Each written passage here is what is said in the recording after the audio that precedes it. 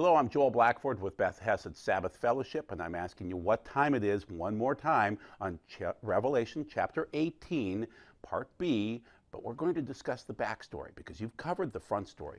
You've covered the verses. Now, what's going on behind the scenes? What's the Antichrist working on? And what is God working on? Because it's going to be an amazing time for both things occurring. You're going to have this final clash between all of them. And then you'll hear this at the end in chapter 19, and we're almost there. So stick with me and get through all 22 chapters of this. At first, when we start out here, we're going to pay homage to Chuck Missler. So over the years, I've listened to Missler, and Missler got me excited about eschatology. That's eschatos is the Greek word for the end of days, and in the Hebrew, it would be akarith hayumim. And Missler got many people excited about eschatology and studying the end of days and gave us some wonderful nuggets. There's a cool one popping up here through 17 and 18. And so as we end 18, we need to study it. He's got kingdoms going on, the 7th, the 8th. Which kingdom clues are these? We'll talk about it.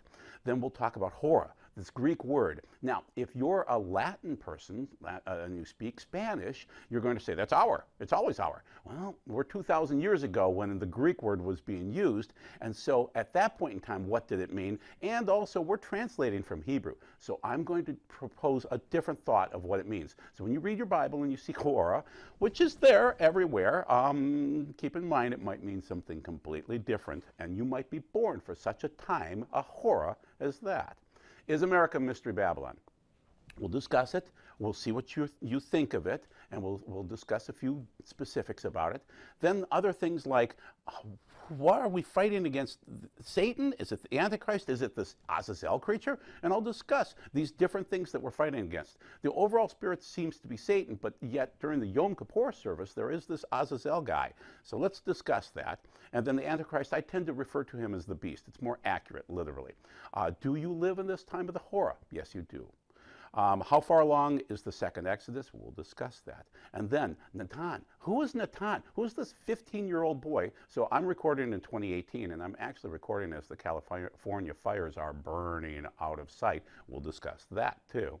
But the main thing is, who's Natan? And what does it have to do with an Armageddon prophecy? First of all, we'll cover Missler. He has a beast hint. So he says he's of the 8th. He is the 8th, rather, but he's of the 7, and then there's hora phrase too in there too. So let's look at the kingdoms that Missler brings up from chapter 17 and other sources too. So there's first Egypt, then there's Assyria, then there's Babylon, then there's Medo-Persia, then Greece, then Roman Empire, then the revived Roman Empire. And these all pop up and they kind of get deselected through into the 4 kingdoms of Daniel. So Daniel chapter 2 mentions these, and so he goes through the lion first with the wings, the eagle's wings that pop off. Then he goes through the bear, and the bear, you know, it's laying on the side, it's got the 3 ribs in its mouth. What's going on with that? And that's Medo-Persia, no doubt about that. Then he goes through Greece, which is the leopard, and then he covers this last beast and those legs too. So he shows you the figurine in chapter 2, and then in 7 he goes through the actual animals related to them. The main thing is that that's the revived Roman Empire. That is the Roman Catholic Church, believe it or not. But then in the end, it will be the 8th, and the 8th will be a beast kingdom. It will be an artificial intelligence kingdom. It will have much knowledge, much more knowledge than you ever dreamt possible, and it will be able to make decisions. So when you've got your little device, your little chat bot with you, Alexa or whatever you want to call it, that is AI. And it's not a living creature, but it spits back information to you, and it does record all of your information. There was a murder just the other day here, and they're going to subpoena Alexa, basically, to give a testimony about how these 2 women were killed. It is interesting, and it will be used for you and against you, so just keep that in mind. Now, I want to refer to these kingdoms one more time in terms of Daniel's statue, which is the head of gold, which is Babylon, the chest of silver, which is Greece, and then the legs, or the midsection, we'll call it, or Medo-Persia, rather, was silver, and then Greece was the midsection there, and so we go from gold to silver to bronze to iron, and then things don't cling together at the end here. And so you'll find that this Antichrist beast system won't cling very well. But keep in mind going forward here that England, or Britain you could call it, is the lion. That's their symbol. The wings being plucked off are eagle's wings, and those seem to be America being plucked off. The bear is Russia. The leopard is Germany. Those are their national symbols. And then that last beast, the beast is the beast. China is the dragon too. So just keep in mind when you read these pictures, think of the former countries, but then also think of the present countries. This all calls for a mind with wisdom. The 7 heads. This is from Missler again, that he's citing this. 7 heads are 7 hills in which the woman is sitting. And we've covered this before, so you know the woman is the harlot, is sitting. Also, there are 7 kings. 5 have fallen. 1 is living now, and the other is yet to come. So that is Rome, and the beast kingdom, the 8th, is yet to come. And when he does come, he must remain only a little while. The beast which once was, and now is not, is the 8th king. It comes from the 7, and it is on its way to destruction. The 10 horns you saw are the 10 kings. These are the ones that will pop up during the end time here, and they have not yet begun to rule. If they hadn't in John's time in 90 AD, they're not ruling right now, but they're going to come up very, very quickly. And they will receive power as kings for 1 hour. Hora, is that what it says in the text? Or is it for that appointed time? We'll discuss hora, don't worry. You'll get the idea from it. Along with the beast and the beast system, they have one mind, and they hand over their power and authority to the beast. And in the end, it will be the beast kingdom. That will be the final one. So now let's discuss hora. We've discussed Missler's find that this beast kingdom is part of these 7, but is the 8th. But now let's determine the time. Is it, and hora pops up 10 times. So as we're in chapter 18 here, we're looking at the last 3. So I just want you to look at the backstory behind it. So standing at a distance for fear of her torment, they will say, oh no, the great city Babel, the mighty city. In a single hour, hora, that's the 8th time, your judgment has come. Such great wealth. In a single hour, that appointed time, you're ruined. All the ship masters and passengers and sailors and everyone making his living from the sea stood at a distance. That's verse 17 of 18 that you were reading. And they threw dust on their heads as they wept, and they mourned, saying, oh no, the great city, the abundance of her wealth made all the ship owners rich. In a single hour, hora, she is ruined. That was the end of the horas. These are the times. Now let's discuss hora. Va'et. I'm saying that hora in the Greek, or even if you're speaking Spanish, it goes back to the Hebrew. So let's look at it this way.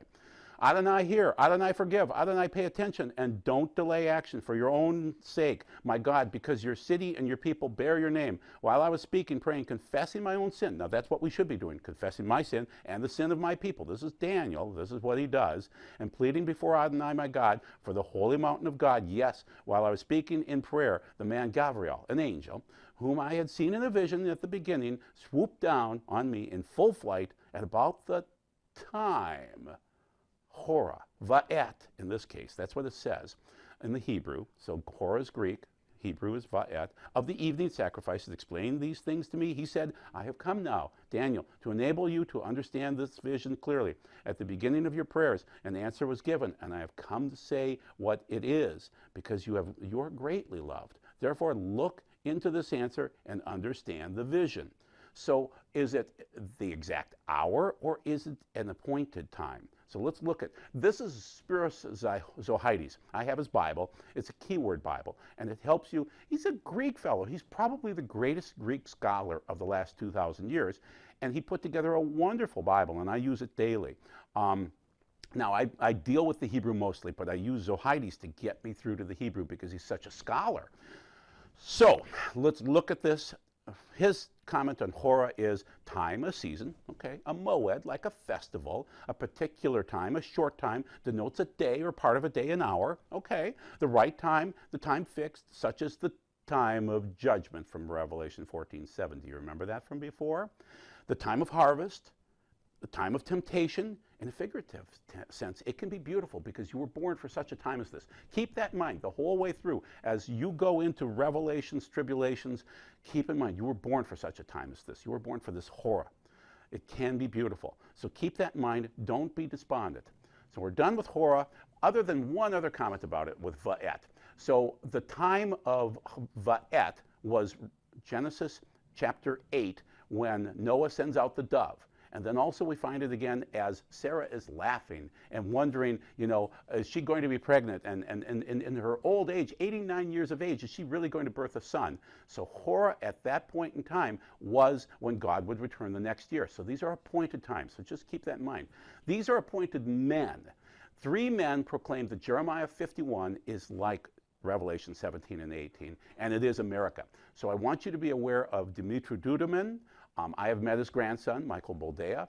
David Wilkerson, I never met him. He died in 2011, a tragic death too. Interesting. And he was a very prophetic, wonderful man. So if you think of Teen Challenge, think of him. And then Henry Groover, I've met him and talked with him.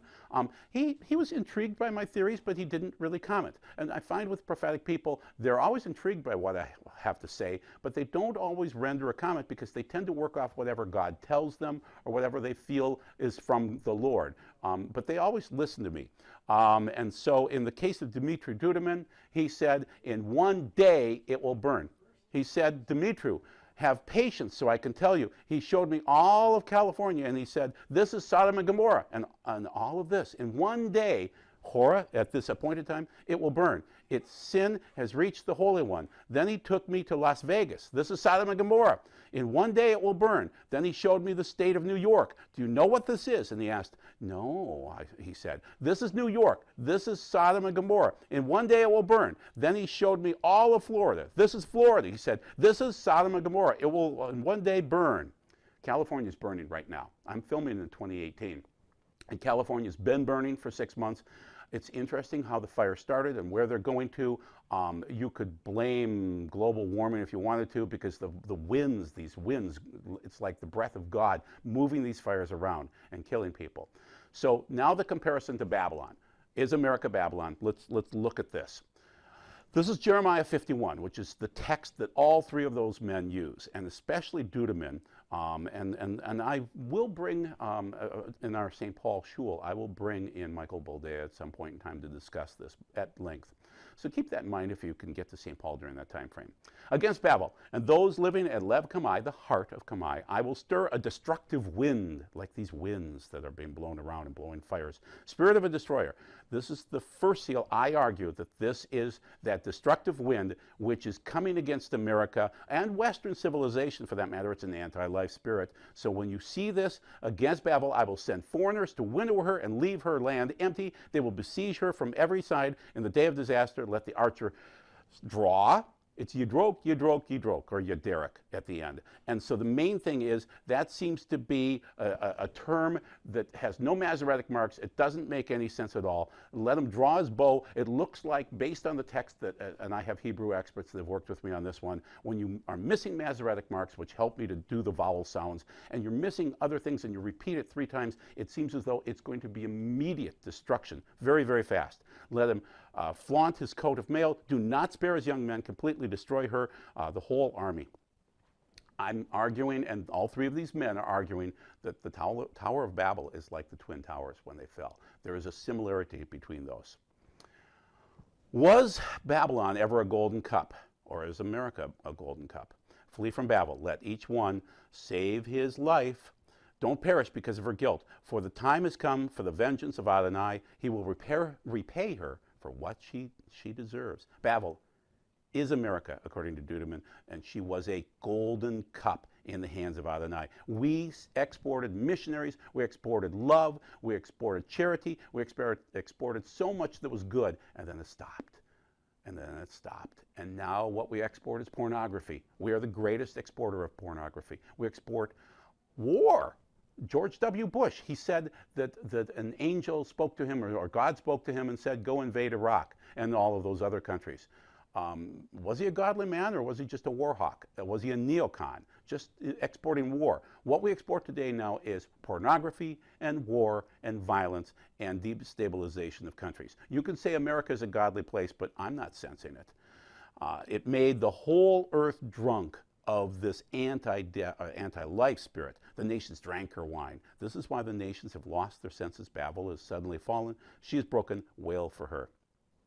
First, you are my war club. So from Jeremiah 51, these are nothings, ridiculous objects. When the day for their punishment comes, they will perish. Yaakov's portion is not like these, for he is the one who formed all things, including the tribe he claims as his heritage. Adonai Tezvaot, the God of war, is his name. Bavel and America, you are my war club and the weapons of war, with which I will use you to shatter nations. With you I will destroy kingdoms. With you I shatter horses and their riders. With you I shatter chariots and their drivers. And with you I shatter husbands and wives, and I shatter the old and the young, and shatter the young men and the virgins. And with you I shatter shepherds and their flocks, and I will shatter farmers and their teams, and I will shatter governors and their deputies. That's Jeremiah 51. It's horrific, and it happens very, very quickly. But I will repay Babel and all living in the land of Kasdim for all the evil they did to Zion, says Adonai, before your eyes, Judah. We're adding that in. I am against you, destructive mountain, destroying all the earth, says Adonai. I will stretch forth my hand against you. I will send you tumbling down from the crags and make you a burned out mountain. No one will make cornerstones or foundation stones from you ever again, but you will be desolate forever. That is Jeremiah 51, and then we'll conclude it here. It's idolatry. Just as Bavel caused the slain of Israel to fall into idolatry, so at Babel will fall the slain of all the land. You who escaped the sword, go. Don't stand still. Remember Adonai from afar. Yet Jerusalem, come into your minds. The reproaches we had heard have put us to shame. Disgrace covers our faces because the foreigners have entered the sanctuary of Adonai's house.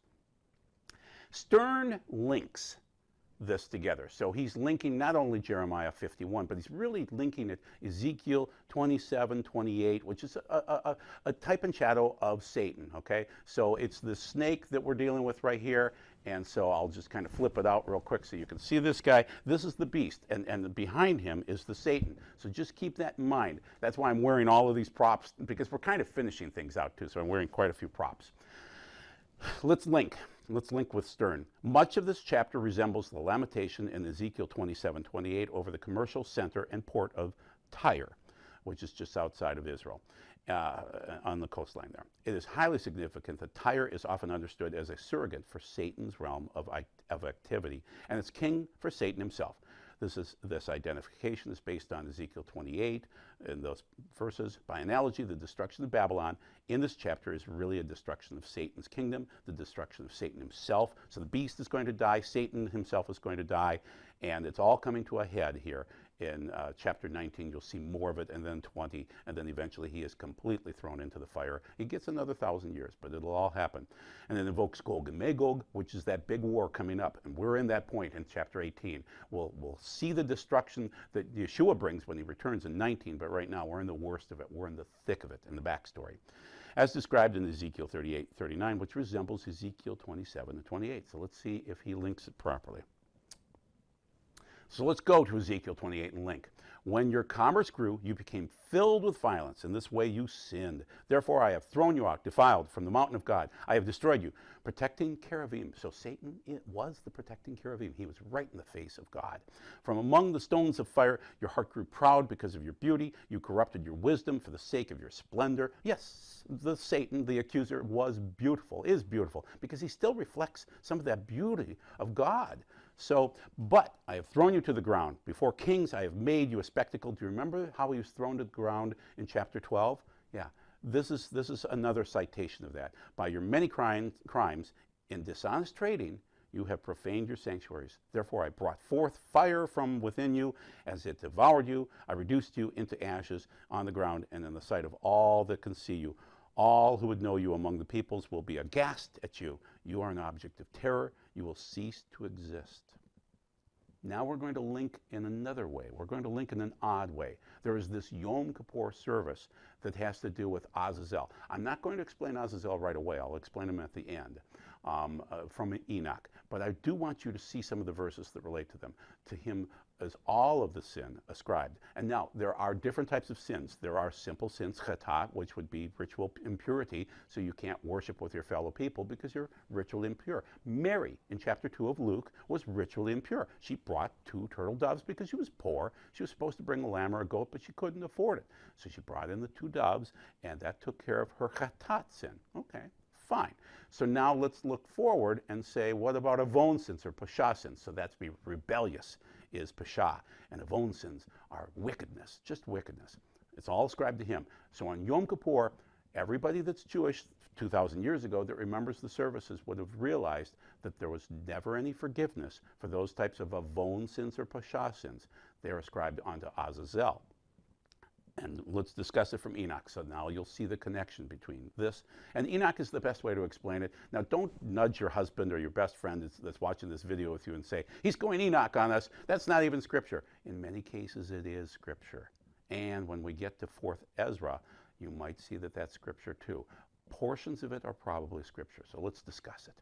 And he said, I shall put up a sign in the heavens, and it shall be a symbol of faith between me and them forever, as long as heaven is above the earth, which is in accordance with my command, when I would give consent, so that they should be seized by the hands of the angels on the day of tribulation and pain.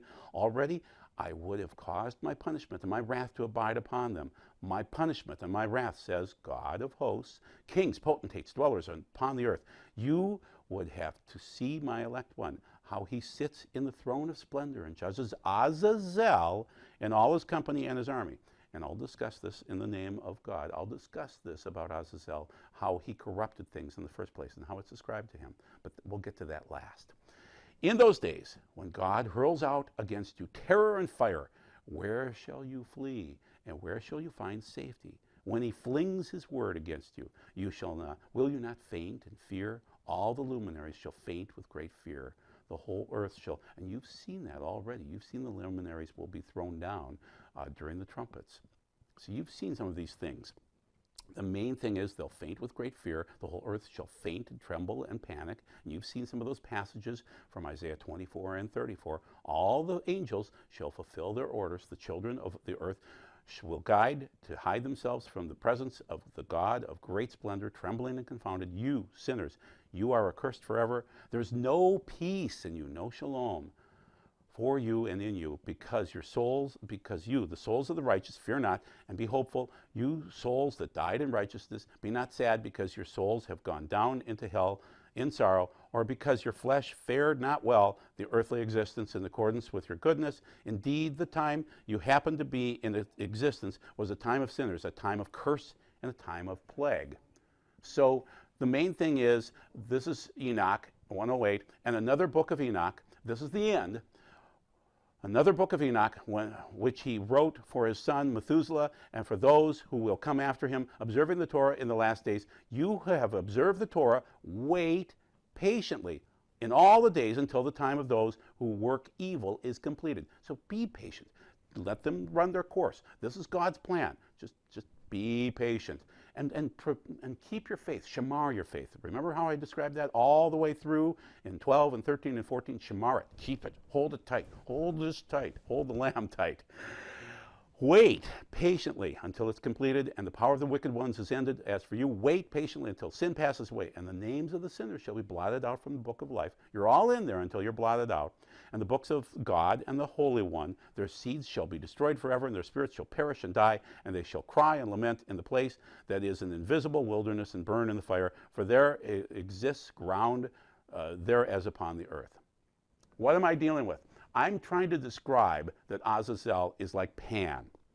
So visualize that. He's from Mount Hermon, which is where Pan would exist. And Pan is, oh, he's so mysterious and he plays the flute. No. He's a wicked, wicked demon. And we'll give you another picture later on and you'll see it. The other thing is I want you to be aware that the Antichrist serves him. And so here's how the connection is made. And this is a poor translation, but I'll give you the better translation. This is from Daniel 11:38 through 39. Alexander the Great is likened to the future anti-Messiah, where he's described as worshiping the god of fortresses. Do you see it in the text there? The god of fortresses. Nope. Daniel is telling us that the beast will worship Ma'uzim. That could be strong fortresses. Uz is in there. Or Oz. Oz is more the way that it would be stated. But really what it's saying is from, Ma. So the M would be the word, or it's a letter technically, but it's like a word in this case because it's a preposition, from. The powerful, male, shaggy goats related to the first, second, and fourth Sukkot offerings. It's a goat. It's a goat demon. It's Uzim in there. He is a powerful male shaggy goat related to those days. During the unfulfilled festival, and we know the Sukkot is unfulfilled, involving the second exodus of Hebrew tribes and the Gog-Magog war. It's all happening. This is the backstory. This is the tenable connection to the Yom Kippur service where a goat is sent out to Azazel, the goat demon in the wilderness. It's in the text. In the English, you won't see it. It's there. This is what he looks like. This is closer. This is also what Esau looked like because he is described in the same goat-like fashion. Jacob had to put on skins like this to look and smell like his brother Esau. This is that anti-God spirit. This is what birthed that horrible spirit that, well, we'll just call it Hitler, okay? Then you'll know what I'm talking about. That kind of a spirit, which is the spirit that needs to be killed at the end. Let's give you a couple of verses about the Yom Kippur service so that you can see the backstory. And Aaron shall cast lots upon the two goats, the one for the Lord and the other for the scapegoat. That's what you read, but it really says Azazel, La Azazel, to Azazel, the wilderness goat demon, shaggy guy. And then the 10th verse, but the goat on which the lot fell to be the scapegoat shall be presented alive before the Lord to make atonement with him and to let him go for a scapegoat, Azazel, La Azazel in the text again, the wilderness goat demon, into the wilderness. And then in the 26th verse.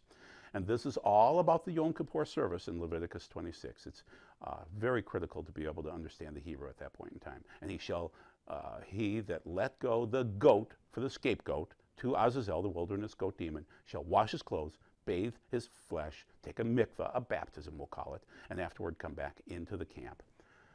There's an evil that has to be, the goat has to be sent out to that, supposedly according to the story. The one goat dies and then, oh, here, we'll show it. I put it on the lamb, but the little red that's attached to his ear turns white back in the temple at that point in time. So you can kind of see that what was red, what was crimson, and we're going to be discussing colors as we move through these time frames. You're going to be seeing that as in chapter 19, you'll see how the red color of blood is on Yeshua, but it is made white through his purifying blood. Now we're going to move into the explanation that I promised that I would give you about Azazel and found in the Qumran caves. According to the book of Enoch, which brings Azazel into connection with the biblical story of the fall of the angels located on Mount Hermon, that's way up north, but we're dealing with an area down below.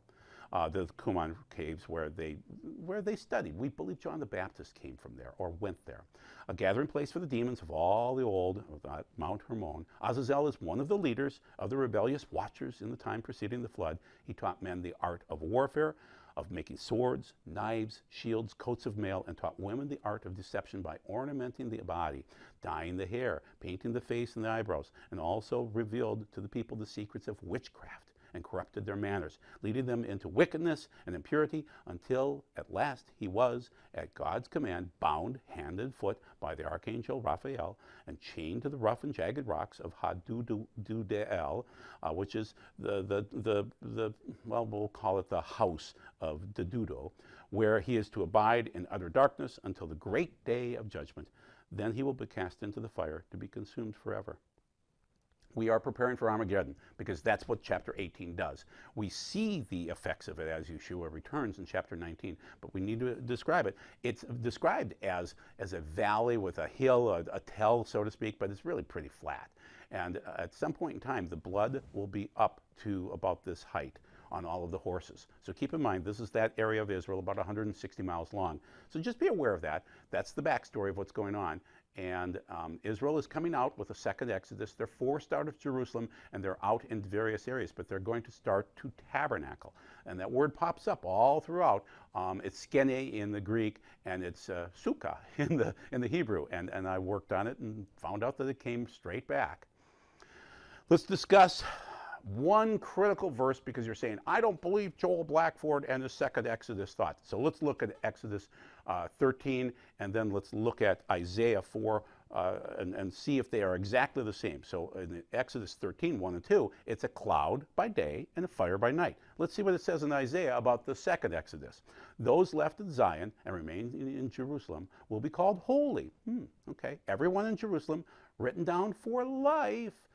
When Adonai washes away the filth of the women of Zion and cleanses Jerusalem from the blood shed in it with a blast of searing judgment. Adonai will create over the whole site of Mount Zion, over those who assemble there, a smoking cloud by day and a shining flaming fire by night. For the glory will be over everything like a chuppah. Oh, this is a wedding. This is what he's talking about. It's a chuppah. We're talking about the wedding of chapter 19 that's coming up oh so soon. A sukkah will give shade by day from the heat, and it will also provide refuge and cover from the storm and rain.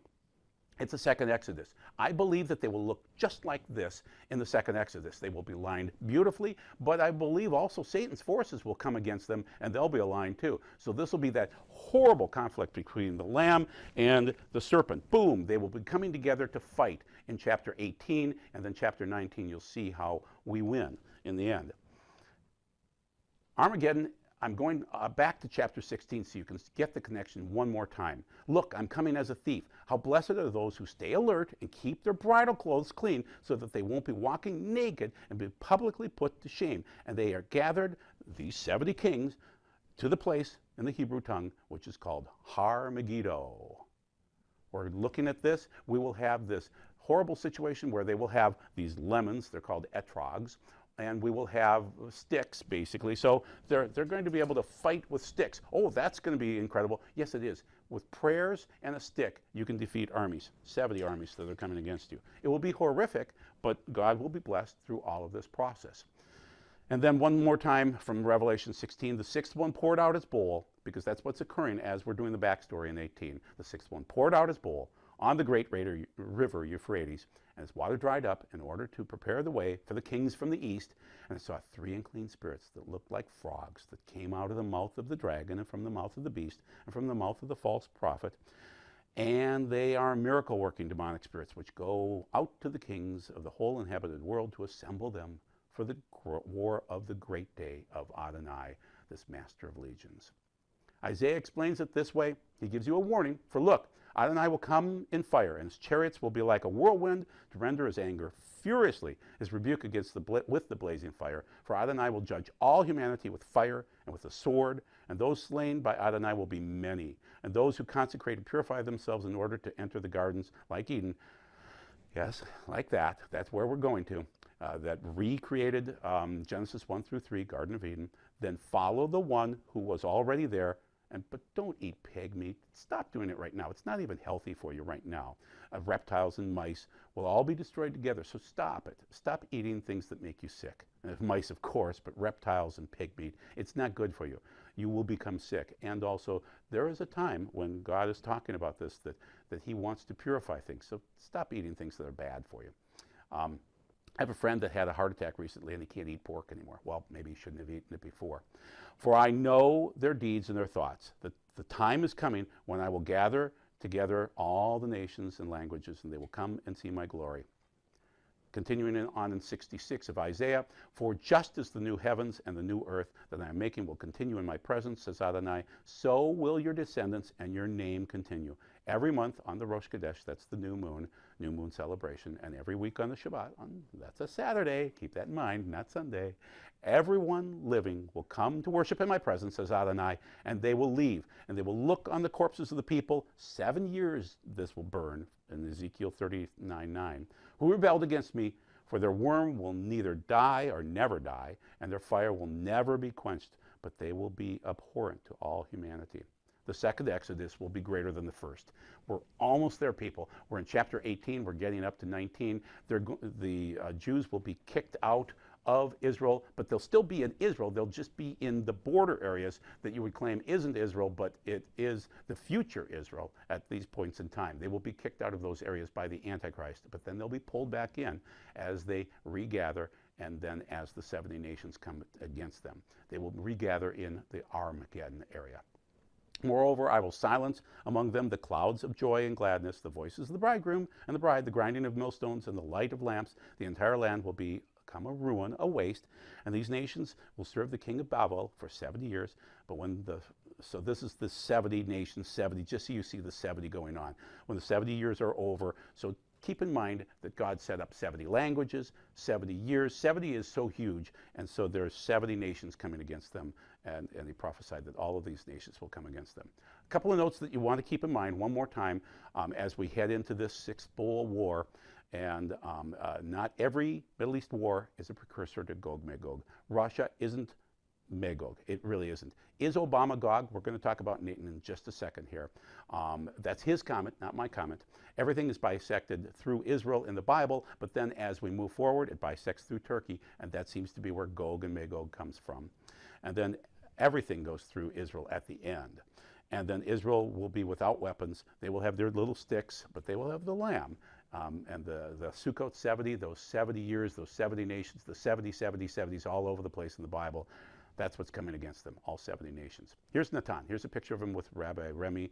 And the kid knows more than the top rabbis, which is impressive. He knows his Bible. But he shouldn't know his Bible because he's a secular kid that was never really taught the Bible. So he sat there in front of a group of rabbis and just absolutely won them over with knowing these things. So this is a screen capture from his prophetic testimony. He died. It was an NDE. And he died, and he went to heaven, and God showed him what's going to happen in the end times. He's saying that Obama is Gog. That's his comment. Many of you love Obama, and you may blush with the comment that he could be Gog. But here's the problem. The leaders that you think are wonderful may not be wonderful. You may be worshiping false idols if you think that these leaders are really going to help you. Many of them, not all of them, but many of them are just waiting for the military-industrial complex to make them some money. Malachi phrases it this way. Then those who feared Adonai spoke together, and Adonai listened and heard. A record book was written in his presence for those who feared Adonai and had respect for his name. They will be mine, says the God of war, on that day when I compose my own special treasure, Segulah, that's the Hebrew word for that. I will spare them as a man spares his own son who serves him. Then once again you will see the difference between the righteous and the wicked, between the person who serves God and one that doesn't serve him. For the day is coming, burning like a furnace. You've seen that throughout all of these scriptures. It's burning like a furnace when all the proud and evildoers will be stubble. That day is coming, and it will set them ablaze, says the God of war, and leave them neither root nor branch. Malachi continues, but to you who fear my name, the Son of Righteousness will rise with healing in his wings. This is a nice ending. And you will break out leaping like calves released from the stall. Remember the Torah of Moses. When things get bad, remember Moses' Torah. Why? Because he enjoined you at Horeb with these laws and rulings and other things like that, because those are so critical to be able to remember those rulings and those things that he asked you to do. And there, I've mentioned it, you've seen it in chapter 12 and 13 and 14 and 15, and you've seen it all throughout. This is consistent, people. Remember the Torah of Moses all the way through, before the coming of the great and terrible day of Adonai. And keep in mind, Eliyahu will show up before that happens, and he will remind you of that. And Moses, I believe Moses is the other witness, those two, Eliyahu and Moses, and they will remind you of the Torah of Moses. And he will turn the hearts of the fathers to the children, and the hearts of the children to their fathers. Otherwise I will come and strike the land with a complete destruction. It's all bittersweet. Everything that we see here is bittersweet. Jerusalem, Jerusalem killed the prophets, but at some point in time they will say, blessed is he who comes in the name of the Lord, which is also stated, Baruch haba b'shem Adonai. The focal point is rejoining together with God closely, and the restoration of Genesis 1 through 3, the burning will occur, and then we'll have the marriage supper with the lamb, or the lambkin. We've finished the seals, as we've stated before. We've finished the trumpets. We have now finished the bowls in chapter 16. And we did the narrative break in 17 and 18. We are at the end of 18b. 19 is where we hear this one more time. You know what? They'll do better than I will. You will hear that in chapter 19, so be prepared to hear that in chapter